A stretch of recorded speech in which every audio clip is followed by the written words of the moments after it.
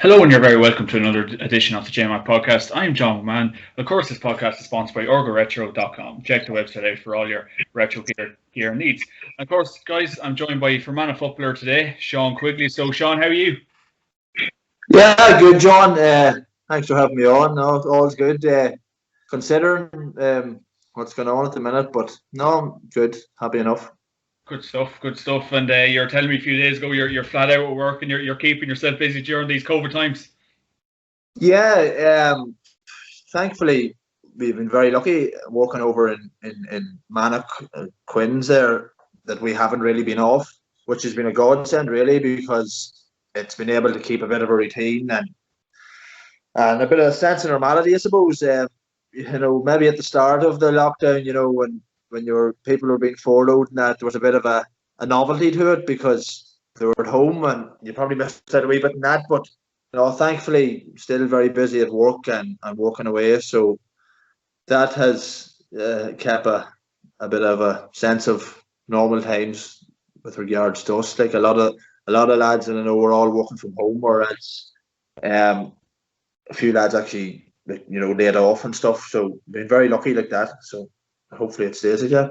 Yeah, geez, without a doubt. And I suppose how have you acclimatized to it all, Sean? Obviously, like I always kind of say, like we've been in it for a year now, year and a bit, year and a half now, coming up to a year and a half. And so how have you found it all? Like I suppose how have you kind of been personally with it? I suppose obviously with work, but I suppose in your bit off, you said you were doing a bit of training, but how are you acclimatized to it all, Sean? Or well, thankfully with work, it's normal. It's normal anyway, because I'm going to work at 7 in the morning. I'm working to 6, and then it's after that. I suppose you're at this time of year, you're prepared for maybe the start of a league or something like that, and you're training in groups. It's a big difference, and even like I know it's a small thing with regards to social life and that. There's big changes, but as I said, I'm very lucky to still have the normality of work, because the amount of people that I know that are working from home, and as I say, the novelty of that was great at the start, but it's wearing off. Like my girlfriend there is a teacher. She was working from home for the last number of months, but she was back to school on Monday passed, and she was delighted to be back. Just I think it was more so just to get into the car and drive down the road and get a coffee in the morning or something. It was just to get into a routine again. But with regards to the sense of what's going on, it's I suppose you have to just grin and bear it, and everyone's in the same boat, and like no matter what. I'm very lucky that I'm still fit and able to get outside. I still work. Like you look at the older generation, my grandmother and all, and anyone's grandmother, they're not getting out of the house. It must be brutal for them. So with regards to that, there's no point me complaining, because there's always someone in a far worse position than I am. yeah, geez, I fully agree with that. And I suppose I'm kind of bringing it into on my podcast, Sean, and like as they always say, there's, as you were kind of alluding to it, like there's nothing open, there's no, I don't know, pubs, restaurants, nightclubs, no kind of outlets for people, Sean. So how important is it to kind of pick up that phone and ring that teammate you haven't talked to in a while, ring that grandparent, even in some cases ring your parents, Sean, because it's tough times, we're all locked away. So how important is it to kind of talk in these times, Sean? Yeah, it's and it's one of them things where you would definitely take it for granted. Like where Slay here is a very small community, a small area, but you wouldn't believe, whenever there's nothing going on, like the football club is the fulcrum of the community here. Like if there's no games going on, it's unbelievable the amount of people that you would lose touch with. Maybe someone that lives half a mile down the road, and then you realise you only see them at football matches and that. So it's crazy. I think at the start, no one ever thought that it was going to last this long, and probably took that for granted. But as you say, like it's unbelievably important to pick up the phone and give someone a text or give someone a message or a ring, and you'll be thinking, God, this boy doesn't want to talk to me at all. But it's you just don't know, and like the ring my grandmother the other time, and it's just for 10 minutes, and you know what, it takes her out of what she's doing for the last 10 minutes, gets her back to normal for 10 minutes, and if it's worth it, you know, it's worth doing that. But it's unbelievable, and I'd say nearly in every community in Ireland at the minute, the GAA club is the mainstay, and people don't realise that until there's nothing going on in it. You know, we're very lucky here in Arslea that we've got brilliant facilities. We've a brilliant walkway around the pitch, and it's bouncing with people every night. You know, just getting out to walk, and people are bumping into each other and chatting. And I suppose that's a good outlet that we have. Yeah, blessed. I think GAA clubs and communities really are coming to the forefront at this stage. And so, Sean, we can kind of touch on to your Fermanagh career. You I think, if my facts are right here, you got the ball rolling with Fermanagh in 2011, and to this present day, you're still kicking a bit with them. And so, how have you found it over the years, Sean? 2011, you got the ball rolling. So, what was it like to kind of make the breakthrough onto it? Well, I suppose 2011, I was still in St Michael's. I was still playing McCrory Cup, and Fermanagh had at that time a new manager came in, and there was a bit of a revolt. A lot of players left the squad, and it was a bit of and then I got my opportunity to come in, and the manager was John O'Neill. And looking back on it now, it was a very low point in Fermanagh football at that stage. But from a personal point of view, I looked at it as if it was an awful good opportunity to play for Fermanagh, and I always think of John O'Neill very fondly because he gave me that chance. Now, granted, it definitely didn't work out the way it could have. You know, like we went out, there were 7 or 8 players left the panel. We got tanked by Derry in the Ulster Championship, and then London actually beat us in the qualifiers. So it was a low point for Fermanagh football at that point, but looking back on it, it was a high point for me because I got to make my Fermanagh debut. And I suppose years gone by like that, you know, the one thing about Fermanagh, we always, no matter what, we always had good players. Mm-hmm. Like, always had really good players, you know. I was lucky at that point, maybe in 2012, like Peter Canavan came in, like you got a chance to play under Peter Canavan. The likes of Barry Owens, Marty McGrath, James Sherry from Arslea here, you know, all them boys were still knocking about, and they were really top inter-county footballers. And they probably underachieved a wee bit, got to a couple of Ulster finals before that, and didn't get over the line. But I think that was the Fermanagh ethos at the time, and just didn't get over the line. But looking back on it, you know, I definitely have no regrets, and I always loved playing for Fermanagh, and I still will, hopefully in years to come. But no, definitely there was that you had to take the rough with the smooth. There was bad days. There were probably more bad days than good now, to be totally honest. You know, back in them early days, like when you're going down to the likes of, no disrespect to Waterford and Wicklow, and getting the shite kicked out of you, really, you know, it's unforgiving. But come here, I'm very lucky that I had the opportunity to do that. Yeah, definitely, without a doubt. And I suppose kind of like as you were kind of referencing 2011 and 12, and I suppose he's probably got players back, and I obviously know because we definitely would have played you so many times in the Ulster Championship. But like, you know, what kind of maybe changed in them years? Like, I suppose managers, I know we had Pete McGrath, as you were alluding to as well, Sean. Peter Canavan came in, and you know, great lads to steady the ship, Sean. Yeah, well, I suppose early on in 2011 we lost a lot of players, and the problem isn't Fermanagh. It's not that we haven't good players; it's the quantity of players. We have a very small pick, and I know that's one thing I hate saying is that we have a very small pick, because it sounds like it's an excuse, and I'm not making excuses, but we don't have an abundance of top class inter-county players. But you know, Peter Canavan came in, and regardless of what had happened before, when a person of that stature comes in, everyone wants to play for him. You know, there was men coming out of the woodwork to play for Fermanagh. There was men at 32, 33 staying on for a year, staying on for 2 years because he was involved. And you share a great management team. You know, Kieran Donnelly, who is well known now in the club scene around the country. You know, was a fantastic trainer, and I think he settled the whole thing down. We got us involved.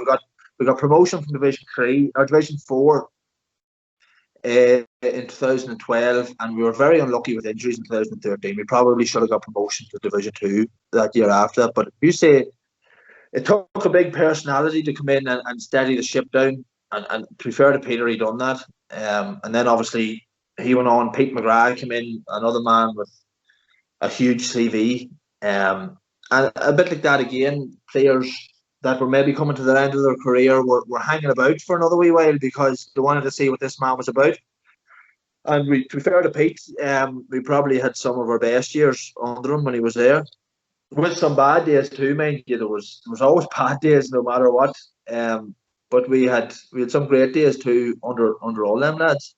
Yeah, definitely, without a doubt. And I suppose kind of touching on to that, like, what was it kind of like to kind of play in Peter Canavan's style of football as well? Because, like, you know, he did manage Cavan Gales up here in the club scene here in Cavan, and he obviously in his first year literally won the Cavan Club Championship, so made like an instant impact. So I suppose what was his style of play like to kind of play under and to kind of I suppose learn from him as well, Sean? Because at the end of the day, that's a dream for you to have Peter Canavan as manager as a full forward. Yeah, and you know what? The first year he came in, I would have played very little. I was struggling to get in the team. I was 18, 19. I was struggling to get in. But people think that, you know, when Peter Canavan comes in and he totally revolutionises what you're doing, he didn't really do that. Like, no disrespect to Peter Canavan, we were playing Division 4 football. You know, my mother could have come down and got us out of Division 4.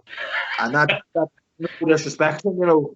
But it was wee things that he used to do, you know, things you'd never think of. It was refreshing, you know, like completely left field stuff that he used to come out with. And then you'd maybe think, Jesus, right, this boy, it wasn't coming in, right, we're playing 15v15, all out attack, or he wasn't coming out with massive game plans. It was wee small things you used to pick up on him, and I'd say it was them wee things that made him the genius that he was on the pitch. Like, no matter what, anytime he opened his mouth, he had the room. Even God knows he might have been talking complete bullshit at times, like, but he had the room all the time, and he had respect for the players, and that was the main thing. He could go in at Barry Owens, a 2-time All-Star, you know, Fermanagh's best ever footballer, would be sitting looking at him as if he was, you know, God Almighty. And to be fair to him, like when Peter Canavan talks, you listen. But he never came with like massive big team talks or anything. It was really basic stuff with small wee things that he used to pick up on, just but nothing major. As I say, like we had good players. It was about getting the players out on the pitch. Like, that's Fermanagh's problem over the years. Like, we've always had really good players, but could never get them on the pitch at the one time. That was, you know, come championship, you know, you'd be missing. The boys wouldn't be involved, or the boys. But to be fair to him, he got everyone out and pulling it in the one direction. And we had a couple of good years. We got out of Division 4 handy enough. We lost the league final to Wicklow up in Croke Park, and then the following year we got off to a brilliant start in the league and actually lost out to Monaghan for promotion that year, and Monaghan actually went on and won the Ulster title that year in 2013, and we were very unlucky with injuries. Actually, looking back in it, I had kind of broke into the team, broke my ankle in an under-21 game. James Sherry broke his hand, Owen Donnelly broke his leg, all in the one game, all in the one weekend. So it was just the arse kind of fell out of it then. But no, Peter Canavan was like, and I go back to even like I talk with Kieran Donnelly. Kieran Donnelly, I think, was involved with Scotchtown, and he was involved with Cavan Gales for a wee while too. His training was just unbelievable. Like he like something that we like, the professionalism was probably something that we were missing. We were never used to that, but his training took us to a completely different level.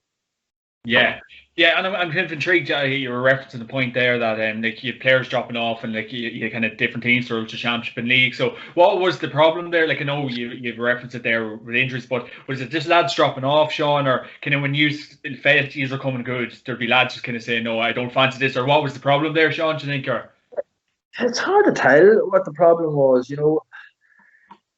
There was always club players in Fermanagh that were more than capable of playing county football, and maybe they just didn't want to do it, or no interest in doing it. But you always thought to yourself, if such and such had been there, we'd have won that game. It's a pity. That was the talk. If you played an Ulster Championship game, you maybe 3 or 4 points. I remember coming out of the Ulster final in 2008, where we completely.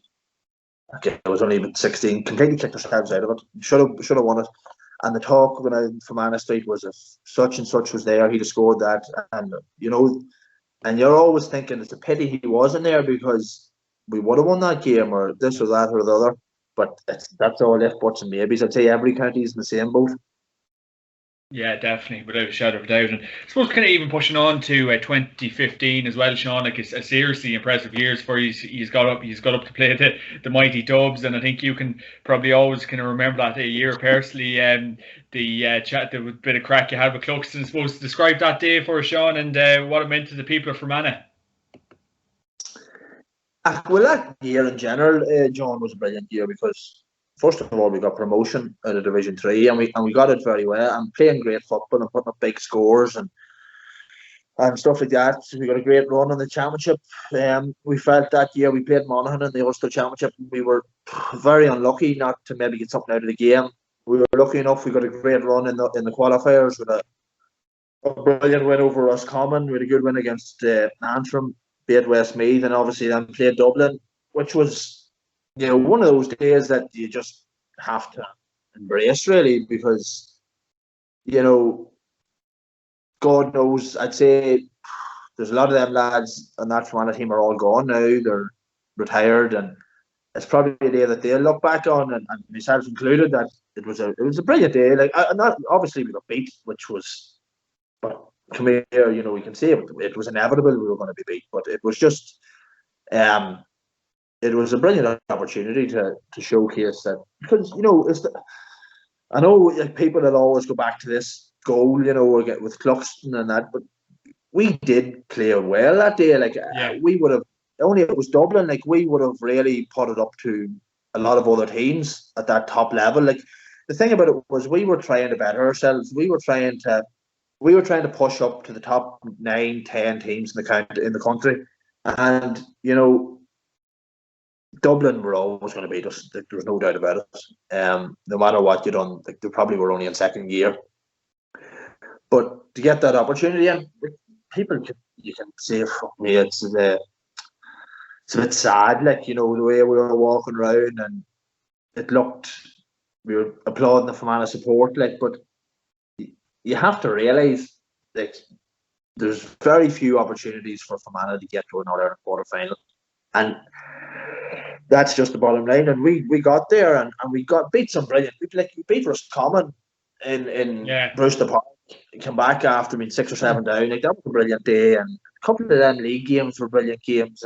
It was just a great year. It was one of them years where things just the ball started rolling, and it was like a snowball effect. We just kept going, but no, playing Dublin is probably going to be like being from the likes of Fermanagh or a smaller county. It's a great opportunity, yeah.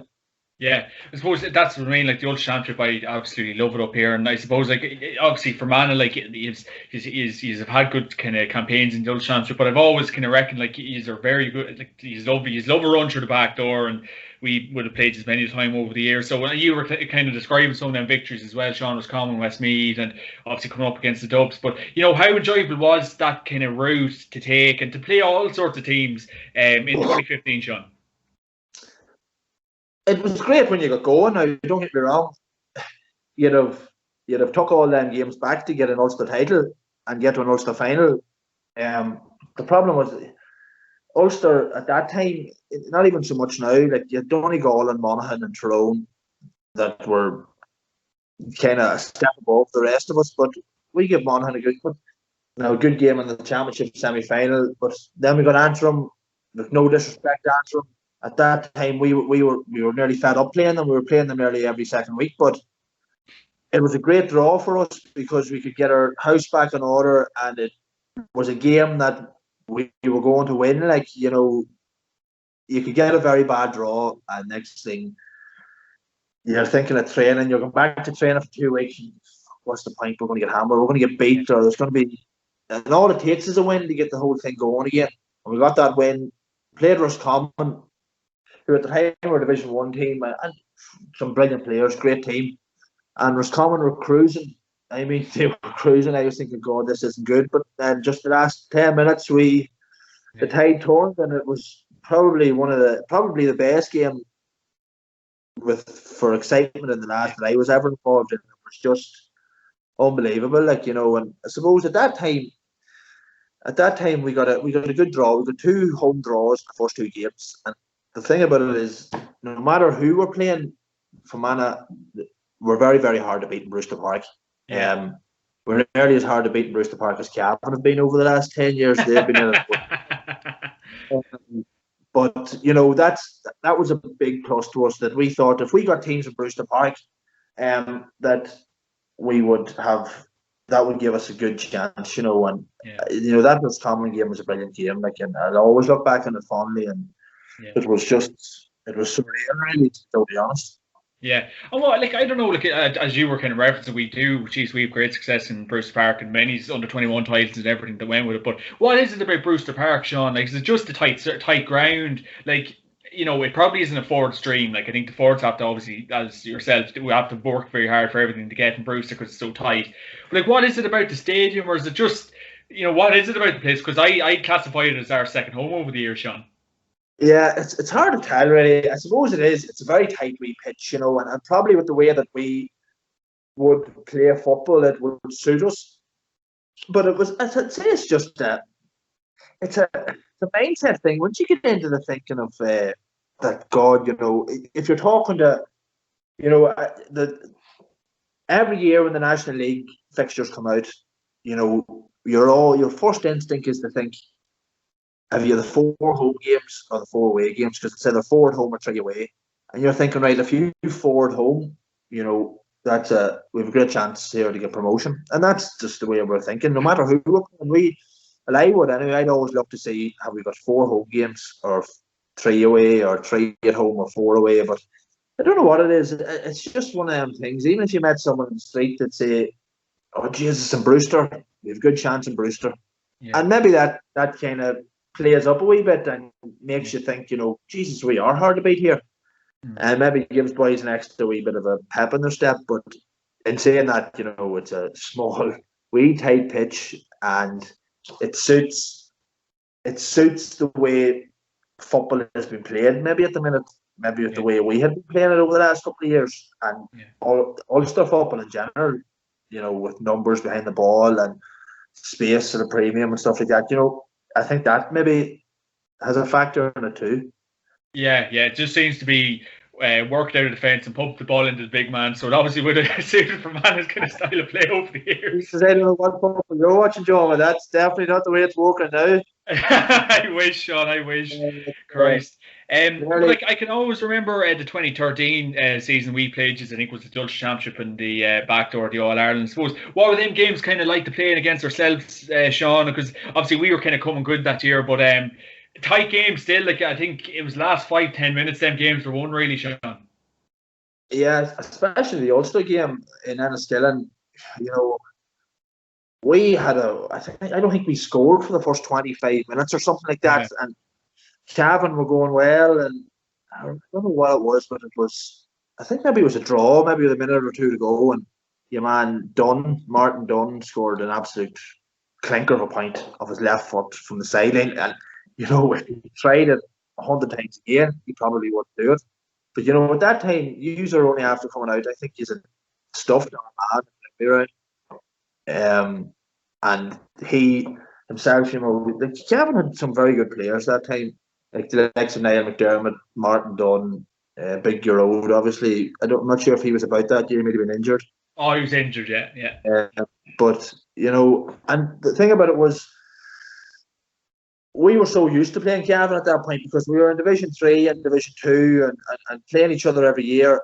And there was that wee bit of a sense of a rivalry there. And Fermanagh had beaten Cavan a couple of years previous, 2010, up in Cavan. And especially that game, the Ulster Championship game was a very, very tight game. And it was probably a game we felt that we left behind. But fair play to Gavin. Like, I'm thinking of your man, the big fella used to play full forward. For Cavan, are you? 2013. He had a brilliant year. Keating, yeah. He took out, there was moments of brilliance that won that game for Gavin. Yeah. Hungriness, like Keating got a great point on his right foot with about 10 to go. Martin Dunn scored a great point, and they were the points that we weren't getting. We were working really hard for our scores that day. To be fair to Gavin, the one thing about them that time, and if I'm thinking of players like Fergal Flanagan, for instance, they were dogs. The Gavin at that time were dogs, and they were so hard to play against and so hard to beat. And the fact that they had the backbone of them under 21 teams, they had winning mentality. Maybe that was one thing we were missing. We didn't know how to win games. We didn't know how to see games out. Whereas they had been in position of playing big games before. But no, like I'm thinking of like the likes of Terry Hyland was over them, and your man Anthony Ford, harping and giving you stuff from the sideline. Like they were dogs all over the pitch, even on the sideline. Terry would be walking up and down the sideline, he wouldn't be opening his mouth. And Anthony Ford would be beside him and he wouldn't shut his mouth. That's the way they work. Gavin at that time, they had a good runner in around that. They went to the All-Ireland quarter-final that year too, or one of them. But we were so familiar with them at that stage. We were probably nearly too familiar with them because when we were over analysing them and then we went on, and the worst case scenario, we fucking met them again in the qualifiers in Cavan. And we ended up getting well beat that day. I actually got sent off that day at half time. After half time, and there was a bit of a melee. I remember it, Sean. Yeah. And Cian Mackey, I think it was. I don't even know what it was. It was I think I rubbed his belly maybe, and he accused me of punching him, but. Anyway, I came out and I'll never forget it coming out. We were lined up the second half and I was thinking, right, no big deal. And your man, Michael Duffy, I think from Sligo, was the referee, and he trotting in, and I could see him coming. This is going to be it. Red card. And the abuse that I listened to, I don't know who they were. There was a pair of boys behind the goal from Cavan, and Jesus Christ, I could not wait to get off that pitch. It was brutal. But no, they were. The thing about them games were they were hard battles. Like they were games that there was no quarter given. Like Cavan were very good that time. They were very hard to beat. And whereas I think we probably had better footballers, but we just didn't have the grit to see a game out. And Cavan at that time were gritty all over the pitch, and I mean they were gritty. Like I'm thinking I mentioned Fergal Flanagan. Like he was like a man possessed sometimes in them games. Like I think your man Rory Dunn from Red Hills. He was brilliant footballers. Obviously, he had a bad injury, and he has really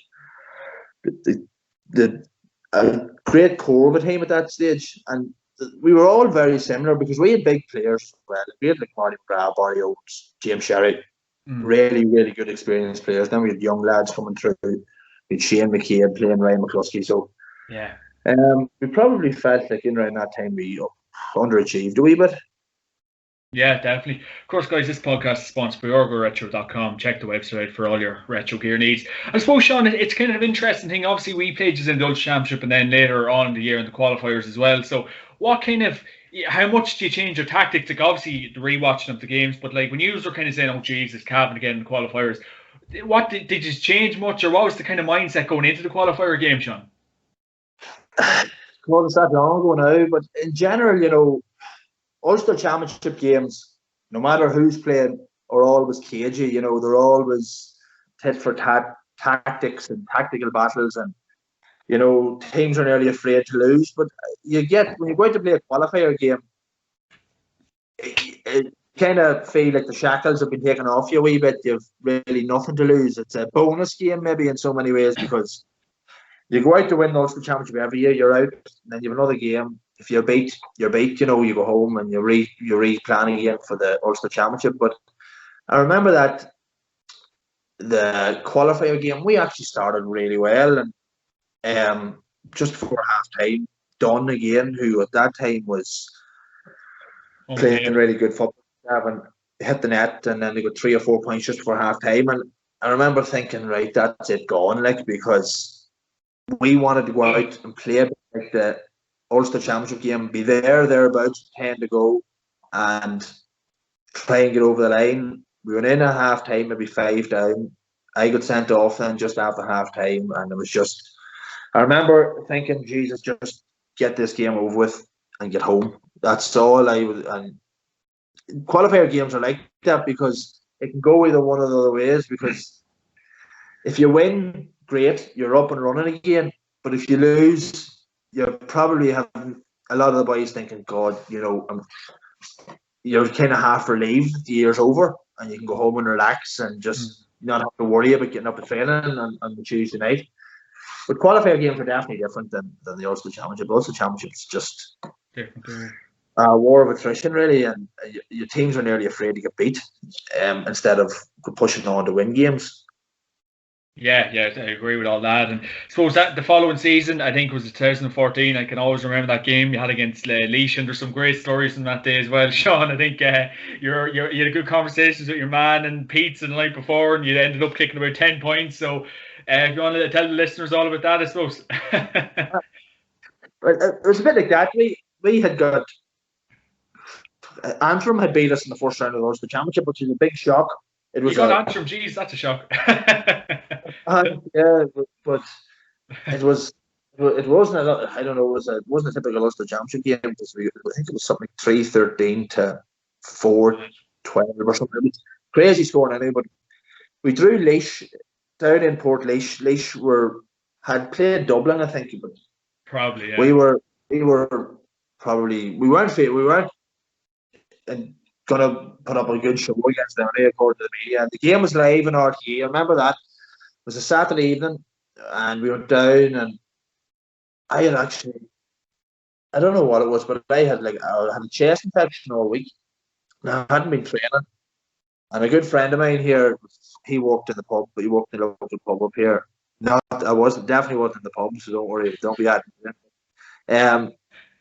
He walked, and I was sitting there, I was fucked up, coughing all night. Couldn't. I was sitting up anyway, but next he landed down. It was 12 o'clock or so, and he says, "We'll go into Monaghan here and get a feed." And I said, "I'm dead on, sure, I'll go in with you." And then, no big deal. Like, and it's still no big deal. Went up, I got a pizza, and he got whatever he got, and to this day, you know, you'd swear I had, Jesus Christ, been on a bender for 3 weeks. I still don't think it wouldn't bother me to do it now. But anyway, we were playing Laois, and we were going quite well. And the full-back from Laois, he was David or Dennis Booth or something. Not too big, tall fella, but he was a civil fella chatting away, and we were having good enough out crack. But a bit like that, it was one of them games we just wanted to get over with and get home and just call it a year, because we felt like we had no chance, but we actually should have beat Laois that day. We could beat by a point, and I was chatting away. And I think, I don't know whether it was that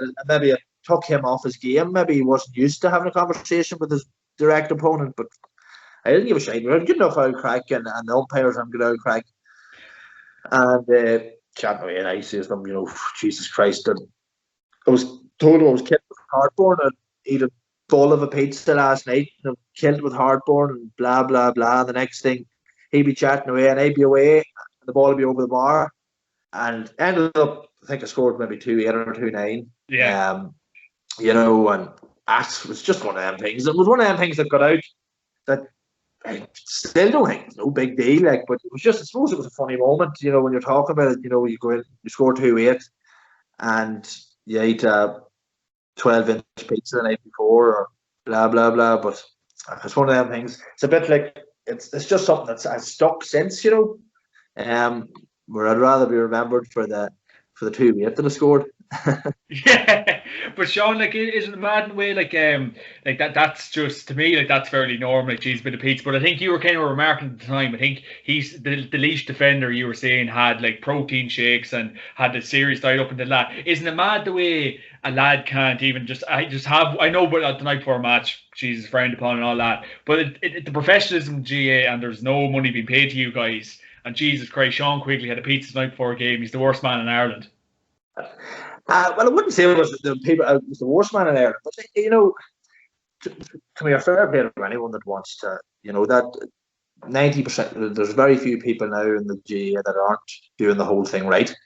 And good luck to them, But that's just, and even to this day, like I like, it wouldn't bother me, I just do my own thing, and I wouldn't like to change, because maybe most of them boys enjoy doing that, enjoy putting fucking grains of rice on a scale to see what calories is in it, But Jesus Christ, people, maybe, come here, especially with this lockdown, you see it more and more. If you're on social media, there's more and more diet hacks and calorie deficits and stuff like this.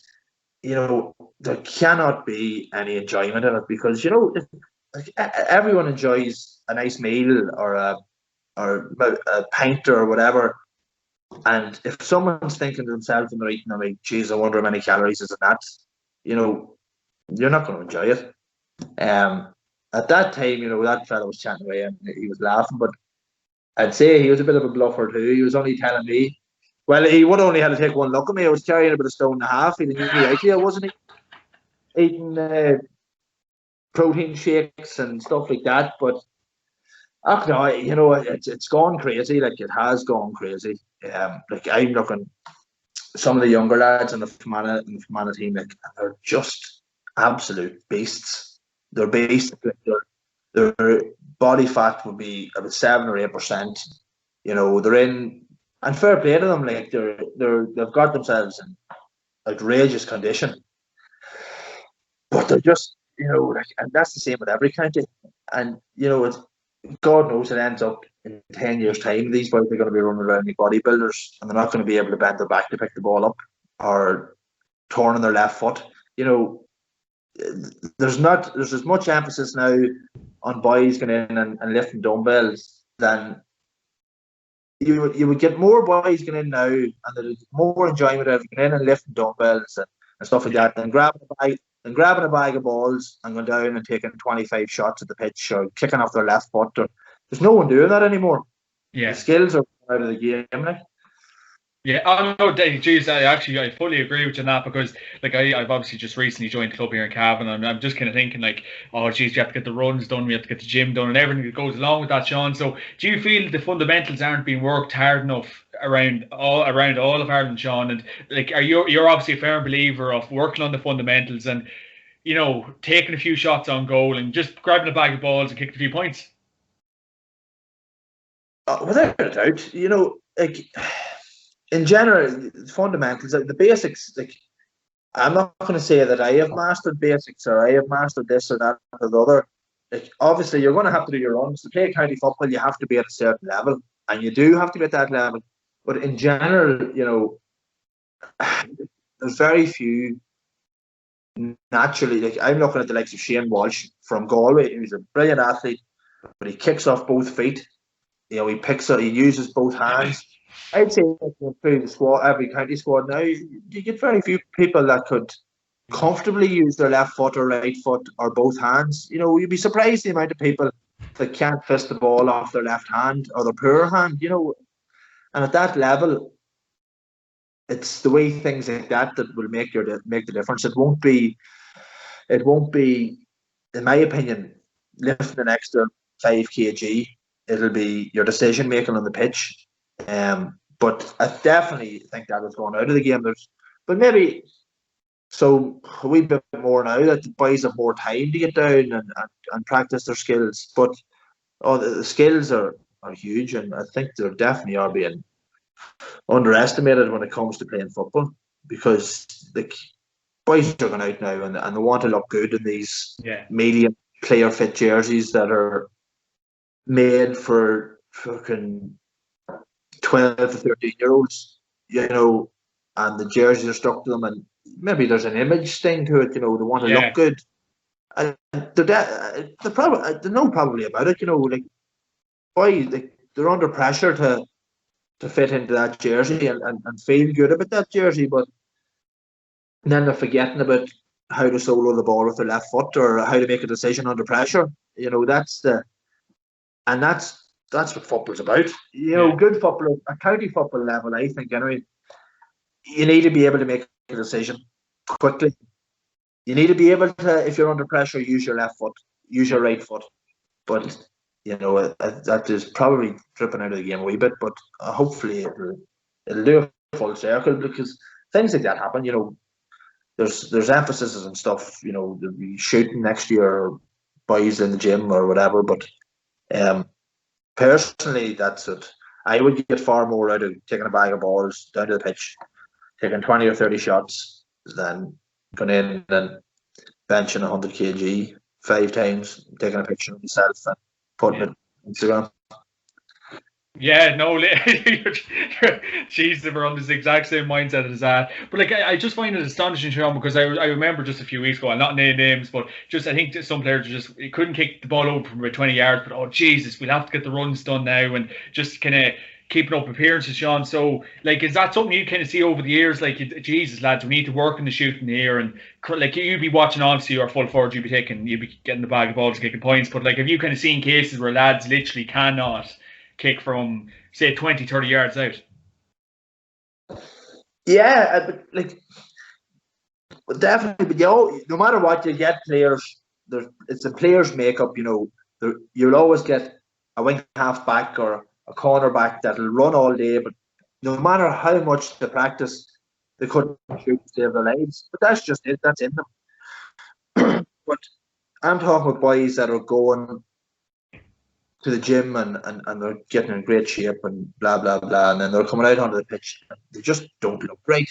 They don't look like they're comfortable on the ball, or it's just awkward looking, really, and they've lost the whole fundamentals of their technique and stuff like that. I just see things going that way, because it's crazy now. Like, even some of the we're very lucky here in Australia. We've brilliant facilities. We've 2 pitches, a brilliant gym, and everyone uses the gym. And like, we have a couple of young lads coming through at minors there, and I remember coming through at minor in Australia. I would never, and honestly, never have stood in a gym ever when we were coming out. When I was breaking out of the Australia senior teams with 16 or 17, never stood in a gym. And there's lads coming in now, and hopefully, if restrictions lifted, we get to play a bit of football. We have 2 or 3 minors coming through, and they never leave the gym. And they're in outrageous shape, and a couple of really good footballers, and they'll probably come in and show us all up. But I would love to see them boys out with footballs in their hand. That's my personal opinion. Come here, it might not everyone will agree with that. Obviously you have to do a certain amount of work to be in good shape, but it's ultimately you're judged on what you do when you have the football in your hand. That's it, in my opinion. Yeah, I fully agree with all that, Sean. So, geez, we're definitely in agreement about that. And I suppose kind of pushing on, Sean, as well. Like, and we did kind of slightly touch on it in 2015 against Dublin. And was there kind of much? I know the goal against Dublin that time against Cluxton. Like, was there much of a backlash to that, Sean, or what was the reaction when the goal went in? And I suppose the banter from the Dublin fans. It wasn't much of a backlash, but it happened. It was one of them things that obviously the referee made a big mistake. If the game had been closer, if that had been Kerry playing Dublin and Kieran Donaghy done that, I don't think it would have been given. Well, if it had been given, it would have been totally wrong. But I'll never forget, just straight after, the ones in the hill and that, they were bantering back and forth. But at that stage, I just didn't give a damn, because I knew we were beaten, and I was just saying, come here, I'll enjoy it when you're getting it. But I'll never forget it, because my niece at the time, I'd say, was about 5, And I can remember looking just right through the goals, and there was a man, a Dublin fan, with a wee girl on his shoulders, and the wee girl, I'd say, was about 5, just sitting there with her middle finger up, just straight between the goals. And I was thinking, Jesus Christ, I've made it, I said to myself. But I'll always remember that, just giving me the finger. But it was harmless stuff. It was good. It was good crack at the time. It was good crack after. But then, as years go on, and that's 6 years ago, when you're still talking about it, or we're still talking about it, and we probably will be in 60 years' time. But no, I can't say there was a big backlash or anything after that. No, it was grand. Yeah.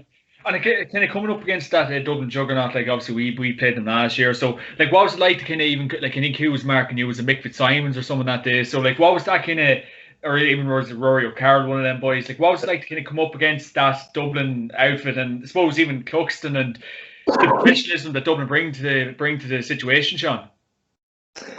Yeah, I found it actually very strange, because whenever you're playing Ulster teams, when you're playing Ulster Championship football, your experience playing against players that just don't give you an inch and are dog and in your face and talking about your cousin or your grandmother or your mother or your sister or your dog. Like if you're playing Donegal, then talk about your cat if you had one. But you go up against Dublin, and they were just so organised.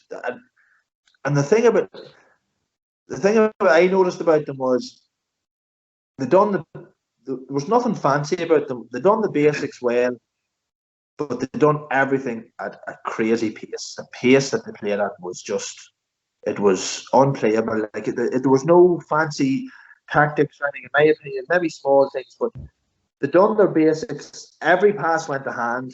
Their kick passing was on point all the time, and they done everything at a higher intensity, and they worked like animals. Every one of them worked hard, and people can say, fair enough, they've resources, they've quality footballers and all this, but the basics that they have are the basics that every other team has, but they're just doing it better. Mm-hmm. That's just my opinion on them, and they're the greatest team that I think that the likes of me and yourself will ever see playing GAA, and God knows who will catch them or when it'll end. But in my honest opinion, it's their benchmark is working hard, basics, and just doing it better than everyone else. And obviously, they have some unbelievable footballers that can make things happen, like Ciarán Kilkenny, Fenton. They're beasts. Like you'll never see the likes of them again. You'll never see the likes of Brian Fenton again. He's just an absolute animal. But I'd say every day he's going out, he's looking to get better, and to just play with high standards. But with regards to anything else, there was nothing really out of the blue or out of this world with them. Obviously they were all elite athletes, chiseled and looked great, but they were just dogs for work. That's being honest with them, and that's the right way to go. And I think they're only getting stronger. They're getting hungrier all the time. I don't know where they get it from, because they're getting throws the different players come through every year that's pushing the thing on. So it does looks inevitable for every other team really at the minute. Yeah, definitely. Kind of pushing on 16 and 17, and I suppose after 2015, what was the crack like? Did you feel there was a bit of a lull in 2016 or 2017 after getting so far in 2015, Sean? Well, I suppose personally, from my own point of view, I felt, that I don't know whether it was because I had such a good year personally in 2015, it was hard to maintain that. 2016, we were in Division 2. I'm not sure. I think we might have got. No, we stayed in Division 2. We had a couple of great wins. We hammered down up in Newry, and we drew with Galway and drew with Tyrone. We had a couple of really good games and could beat Donegal, beat us in Ulster Championship. And we had them to the pin of their collar too. I missed a penalty just before half time, which was a big game changer. They had lost Neil McGee, he got a red card, and we were going well, and I ended up a bit like just like every other year, didn't know how to see the game out, didn't know how to win the game. We played Mayo then in the qualifiers. And again, it'll go back to, Ian O'Shea dived that day for a penalty, and we ended up getting beat by 4 points. But, Mayo went on actually in that year and should have beat Dublin that year in the All-Ireland final. So it showed us that we weren't that far away. Now, 2017 we got relegated, and things just weren't right. Your season can be defined, in my opinion, by how you get on in the league, especially for the smaller teams. Obviously, Kerry, Donegal, Dublin, and these teams don't really emphasise the league. But we would, we'd look for a good early start, couple of wins, get the ball rolling, get the confidence up. 2017, we never got to that stage where we got the ball rolling. We had a couple of bad injuries, a couple of lads had retired. Pete was still there.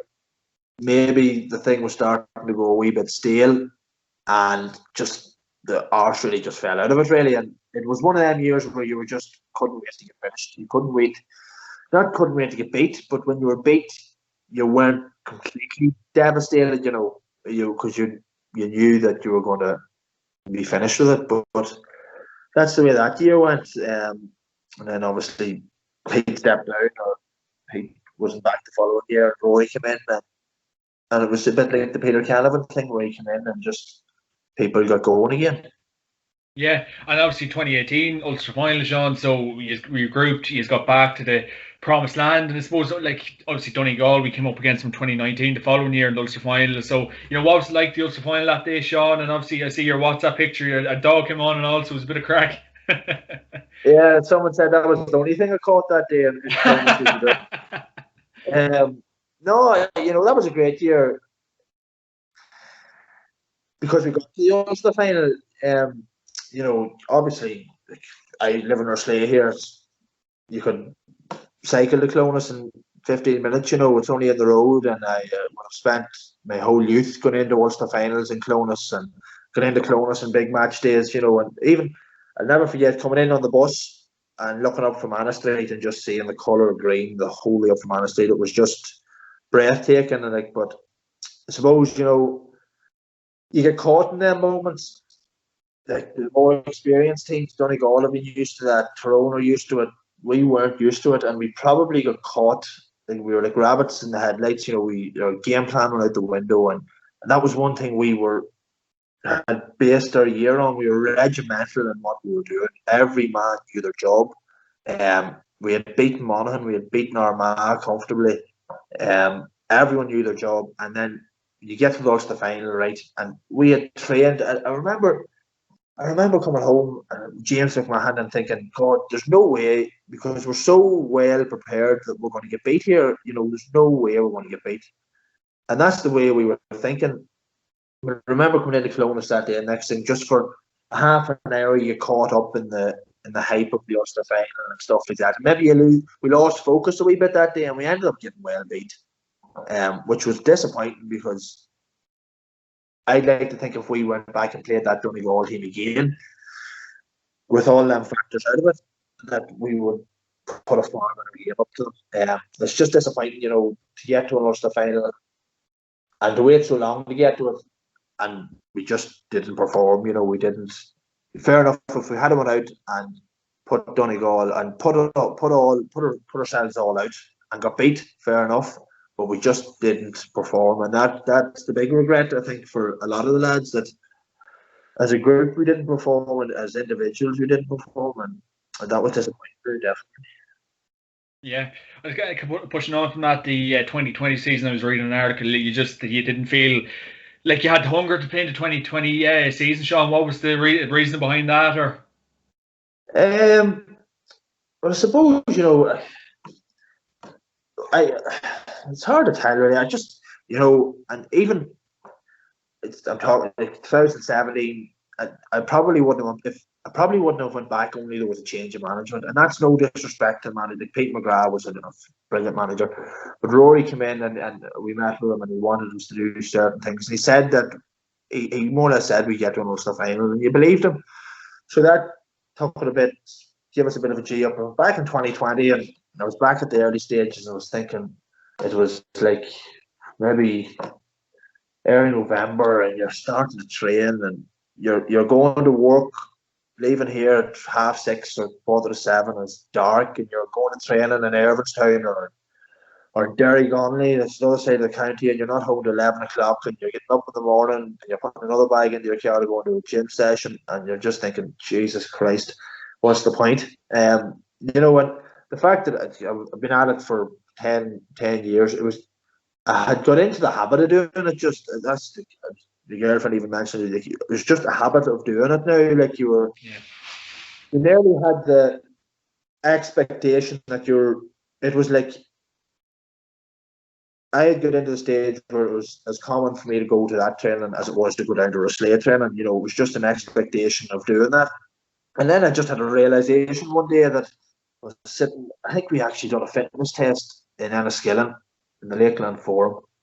And it was the last Friday we finished work for Christmas. And when I had a Christmas party after work and didn't take any drink or didn't do anything, and next thing got up the next morning and went for a fitness test, and I thought to myself doing the fitness test, Jesus Christ, like I could have been out last night having a great time, but I'm running up and down the late hall in the Lakeland Forum, sweat pissing off me, not fit, and I just, Jesus Christ, I just could not be bothered with this now.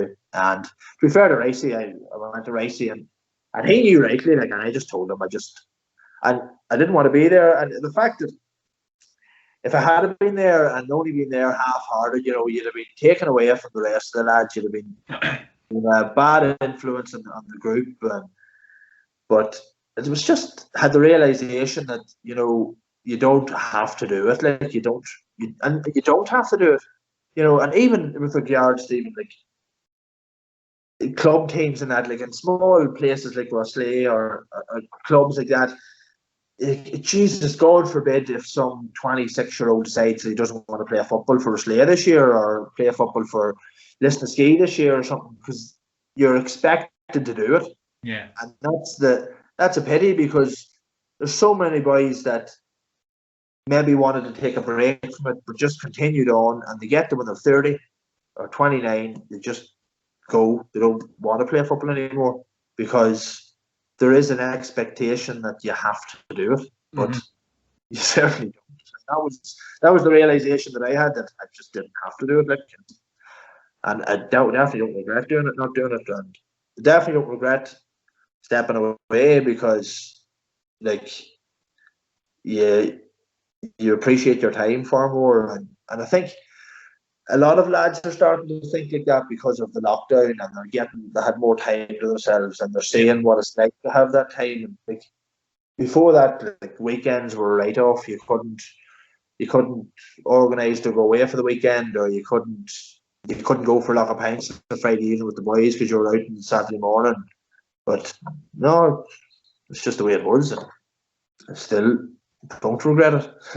Yeah. I suppose has your mindset changed at all, Sean? Like if we do see a return to play in 2021, and you were remarking to me, or you're still in the WhatsApp group, you're still about it, but like has your mindset kind of changed, Sean? Or are you kind of still enjoying the bit of time off? Yeah, the mindset hasn't changed, because I just decided to go back this year, because don't get me wrong, I still would have went to most of the Fermanagh matches last year, and you'd be thinking to yourself, "Jeez, I could have done something there. I'd love to be playing there." See, come Tuesday evening or Monday evening, you were delighted that you weren't involved because you had your own time. In regards to my mindset changing, you know, it's hard to tell, because you know we're still in lockdown and we haven't been meeting up as a group. Hopefully, in the next couple of weeks we will. But I wouldn't like to get completely bogged down and go back to training all, because you know time to yourself it's important as playing football, because you just get into if it's getting into that, you just get into, you're in zombie mode. You're just doing it because you have to do it, and that's one thing that as soon as I start feeling like that again, I'll be packing the boots up and I'll be going home, because you want to enjoy it. If there's no enjoyment in it and you're doing it because you think you have to do it, you're safer off at home. and just enjoying your own time. And I'm glad that, don't get me wrong, I'd be delighted to get back into a good situation and out training like everyone else will be, because there's only so much you can do on your own. But it's hard to find a balance, and you need to find a balance there somewhere. I don't know if many men have found it yet. It's either in or out. That's the difficult thing. There's no halfway point, and it'd be nice to find that somewhere. But maybe the split season coming up in a couple of next season, you might be able to justify it then. Yeah, definitely. I suppose kind of touching on to that, your club, Rosslea, Sean, obviously your brother Connor and Seamus, we're stalwarts for really Rosslea at this stage. And I suppose how special of a club is it there in Fermanagh, Sean, and what does it mean to you? Oh yeah, well, I suppose probably a cliche when anyone talks about their club, how important it is, but in this area in particular, there'd be very little else. There is nothing really else, only the club. We were very lucky. I started playing football for the Rosslea Seniors in 2009, and we've won 4 county titles, and we've lost maybe 3 or 4. We've been very lucky that a group of players came along from 2010 onwards, and we were very successful and won a couple of championships and pushed on and got to an Ulster semi-final and stuff. We had a great group of players, a savage group of players. But a bit like that, we would have missed out on many successes over the years.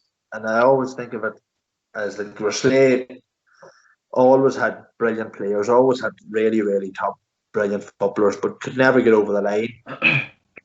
Early 90s and early 2000s, but thankfully we got a great period of success there, and we have unbelievable facilities down there now. We have a great pitch, great fully floodlit second pitch, brilliant walkways. There's work going on every day. There's men down there doing work.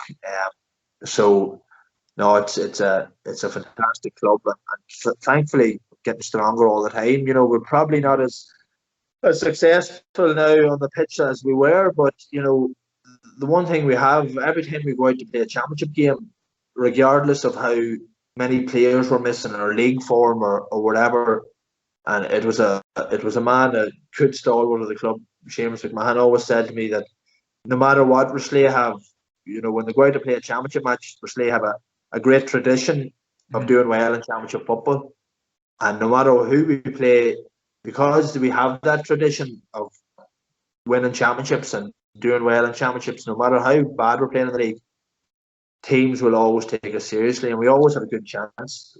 No matter who we're playing, we always think we have a good chance. And unfortunately, over the last couple of years, we've lost a couple of finals and that, but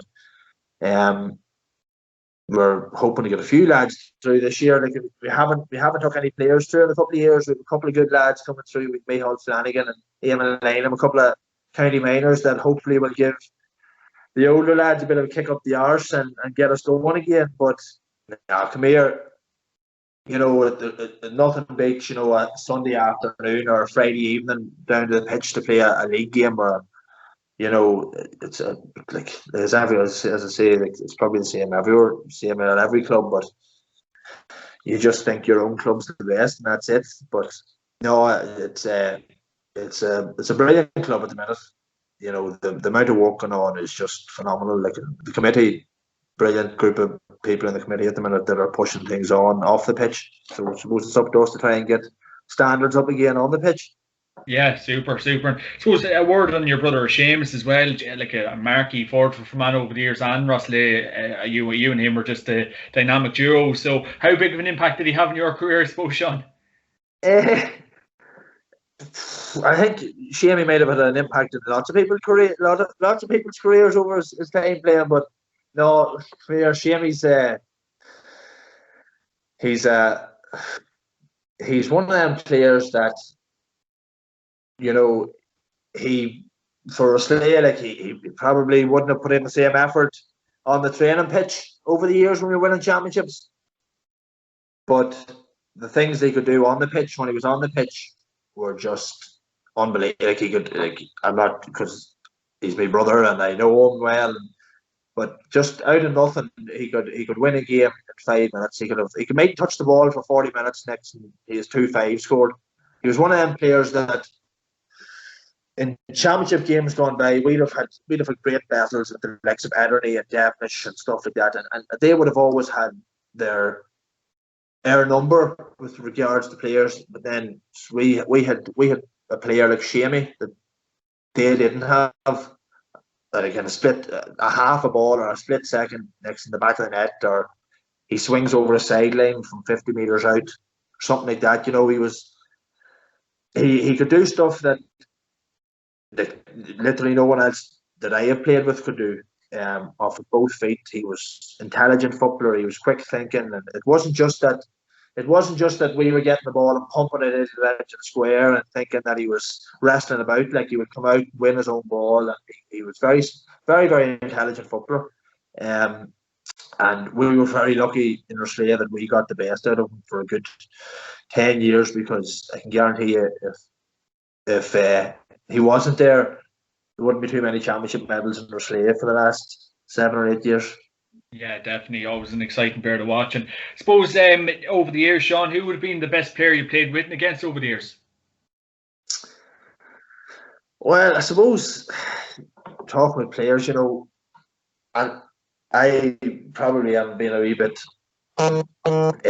biased here, but like, Shamey on his day was simply unmarkable, and I think if you go around Fermanagh and teams that we have played against, they'll tell you themselves, like, he was unmarkable. Like, very lucky to play with the likes of James Sherry for Australia, who was just an unbelievable leader. He went through a mountain of work, catching, and he played for Fermanagh for over 10 years, 11 years, and he never got the credit he deserved when he was putting on that Fermanagh jersey, because he was just phenomenal. Like, he drove up and down from Dublin for maybe 8 of them years, to play for Fermanagh. We're very lucky. Obviously, Barry Owens in my early career, Fermanagh, played with him. Me and him, actually, that Laois game, I remember me and him was a two-man full forward line, so that would be a good quiz question in a while. Marty McGrath, Shane McCabe, Brian McCluskey. Very, very lucky to play with some really, really top-class footballers. Owen Donnelly, James McMahon. But I suppose, I probably am being biased, but I don't think I am. Shamey was definitely, on his day, a step above all them boys. He could make things happen out of nothing, and he could win you a game in a split second. So players like that are very, very hard to find. Yeah, and what about against? Is there any standard? Against, God, there's been plenty of good players against. Suppose looking at, I can't go by JMac Connolly. That day we played Dublin, like, just everything was done at his ease. He made everything look easy, and I think that's the sign of a really good player. Maybe the pressure wasn't as hard as he usually get, but no, definitely JMac Connolly was he was a step above everything. He was just a different class, like. Yeah, definitely. I suppose the last question to you, Sean, I'm probably no better man to ask, but what kind of advice would you give to the younger generation, or like a young, probably Sean Quigley going to Fermanagh to make that step up, or just to kind of look after a body? Well, I'll not give them too much advice on looking after the body, because they're probably not listening to me. But I was talking something now, and I'll go back to what you were talking about. It would be, go back to basics, and get a bag of balls and get your weaker foot and kick the ball with your weaker foot. Use both hands and, enjoy it. There's very few people going out now and saying before a game, enjoy yourself, And you have to remember that's all we're doing it for. We're not getting paid. There's no financial gain in this. It's no job.